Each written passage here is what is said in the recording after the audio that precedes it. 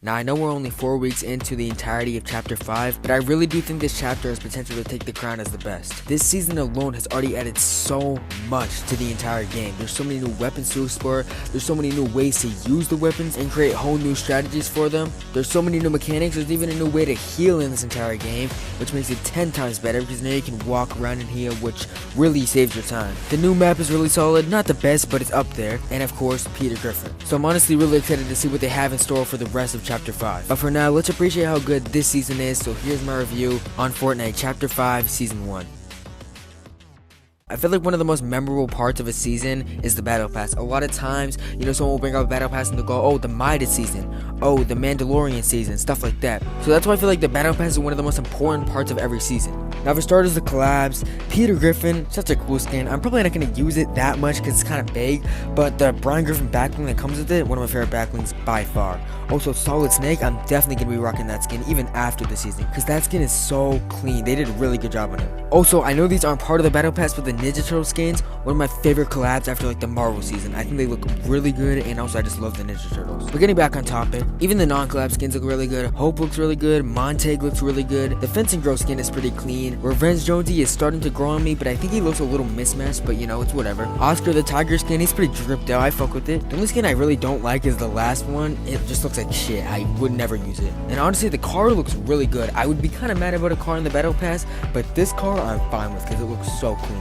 So yeah, overall, I think the Battle Pass does a pretty good job of representing the season, and it's honestly a pretty solid Battle Pass, so I can't complain. Now, I'd say another really important part of every season, or really chapter in general, is the map.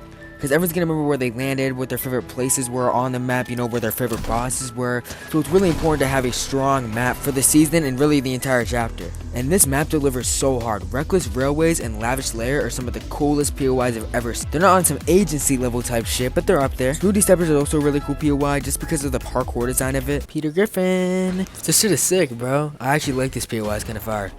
Parkour goes crazy here. And I have no mats. Oh my days. And it's kind of funny because, Peter Griffin's not doing any parkour. I mean, maybe now he is because he's buff. But off the base, that motherfucker's not doing shit. But I need to stop getting off topic. Hazy Hillside is a pretty good hotspot. There's not much going on there. It's not really that memorable. But I do land there the most behind like Lavish Lair, so it's going to make it a little more memorable for me. But really, it's just a good hot drop to get a lot of kills at. Now, one thing I do have a problem with, and it doesn't really have to do fully with the map, but this is the best category I could put it in, are the bosses. You may or may not know how much I love the bosses in Fortnite, but recently they just haven't been that good. All they do is drop guns that you can already get in the game, and they just have a little bit higher damage points. I miss when they were just exclusively to that boss, like Midas's drum gun or Brutus's minigun, or like in the Marvel season when you got actual powers from them. That was sick. And don't get me wrong, I like the guns that these bosses drop. They're just a little, kind of a letdown. But that's not the thing I really have a problem with. The main problem I have is they are so annoying.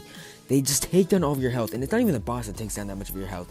It's the fucking guards, bro. They spawn in like 20 of these. It's a whole SWAT team on your ass, and they just all come at you. It's so annoying. But other than that, I really enjoy this map. I'm happy they still have the motorcycles in the game, because I think that was the best thing they added in Chapter 4. Which isn't saying a lot, but I think even if it was saying a lot, they'd still be the best. Also, the train is cool, but it's a little disappointing. Like, they don't really do much. It kind of just goes around the map, and it's just there. Like, I'm never really, I really want to go on the train right now. Like, you can't even go inside of it. But yeah, those are some really minor complaints. Overall, this map is really good.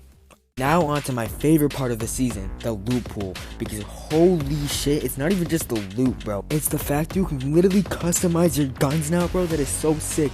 Yo, the hollow scope on the AR and the SMGs go crazy. Even that sniper scope in the AR is literally aimbot at some points. Even the shotguns are good with the scope, bro. The auto with the red eye scope goes crazy, and I never thought I'd put a scope on a shotgun, but I actually really enjoy it on the auto shotgun. Not so much the pump. I think the pump is better without the scope, but I think that's the only gun other than the pistol and the sniper that are better without the scope. And I think by themselves, they're just regular loot. I wouldn't complain about the loot, it's fine, but I think the scopes just really add on to it. But it's not even just that, bro. This new grapple blade is fucking crazy. It literally reminds me of the hookshot from Zelda with a sword added onto it. I guess not a sword, but like kind of like a nunchuck sword. I don't even know how to explain it. It's just crazy. Oh, I'm going crazy. I'm popping off.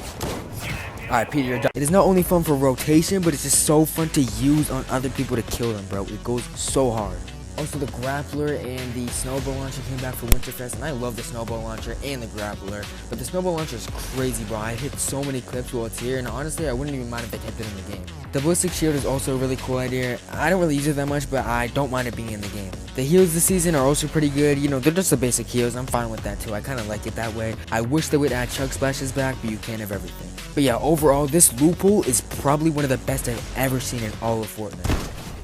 But really, just the dark vibe I get from this season is super cool. You know, the whole revenge thing that's going on with Jonesy is honestly a really cool plot. And I know people are mad about the whole Peely thing, saying that it should be a side story, which it is kind of a side story. It's not the main plot. I think it's only there to push forward the main plot. I don't think it's actually the whole main plot of the fucking chapter or season.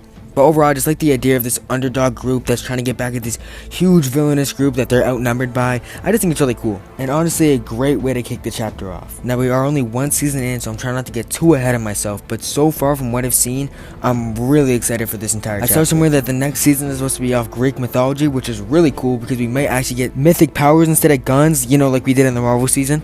Which I'd be so excited to see. I think that'd be amazing. All we can do right now is just hope for the best, and hopefully this season will go in a good direction, unlike but we don't gotta talk about all that. But hey, I'm trusting Epic with this one, so let's just see where this chapter brings us.